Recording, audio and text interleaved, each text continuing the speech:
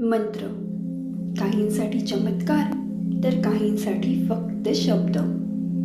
मंत्र खरंच प्रभावी कसा होतो?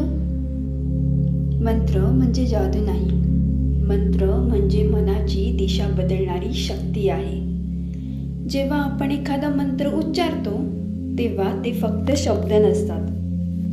आपला श्वास, आपल्या भावना आणि विश्वास एकत्र काम करतात. मंत्र तेव्हाच प्रभावी होतो जेव्हा तो मनापासून जपला जातो, जेव्हा त्यामागे शंका नाही तर श्रद्धा असते आणि जेव्हा आपण तो नियमित म्हणतो.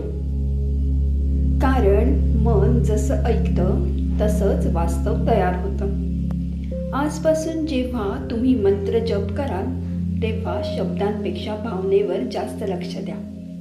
कारण भावनेशिवाय मंत्र फक्त आवाज असतो आणि भावनेसह मंत्र शक्ती बनतो.